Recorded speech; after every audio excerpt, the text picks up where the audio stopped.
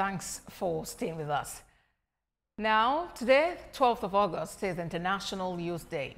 This year's theme, Local Youth Actions for the SDGs and Beyond, highlights the vital role that young people play in shaping sustainable communities. From climate action to education and innovation, young people are helping translate global goals into local realities. This year's focus also shines a light on local and regional governments, as their support is key to turning youth ideas into real solutions. Experts are now calling for the creation of spaces for innovation, civic engagement, and mentorship, thereby asking local authorities to help unlock the full potential of young change makers.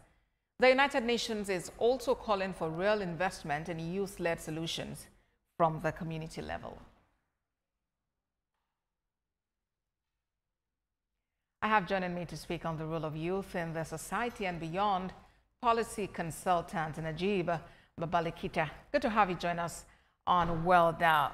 Well, just before I came on set, I was discussing with some colleagues, interns around my organization, and I was asking about, the challenge that they face as young people. And one of the points they raised is their inability to make money legally. They cited examples of students overseas who are able to take outside jobs even while schooling. Why do you think that this disparity exists? Well, thank you for having me. I think there's quite a lot of disparity for young people getting jobs in Nigeria because of probably a lack of level playing field.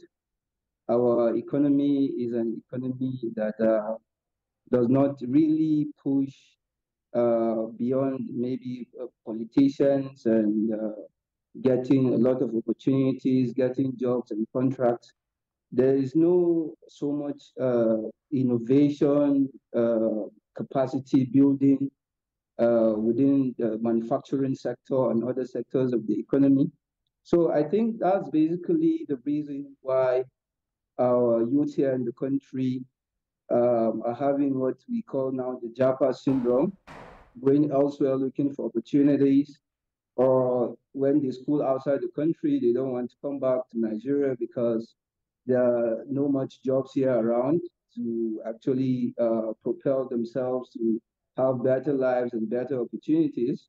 But you can see for yourself in the entertainment industry, for example, there's a lot of creativity, artists, export talent. Afrobeat is basically the #1 music brand globally and beyond. So I think government needs to be deliberate and intentional in putting a lot of funds and infrastructure for growth, for innovation, All have right. incubation centers, and also some developmental framework for the youth to be able to be sustainable and stay within the country and develop the country and build it forward.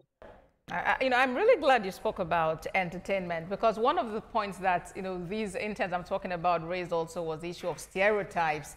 And they spoke about the fact that more often than not, it does appear that young people are judged based on different factors. They talk about appearance, talk about their dressing and the likes. So how do you think that this challenge can be managed? How can we create a balance between this creativity and the culture within which we exist as a people?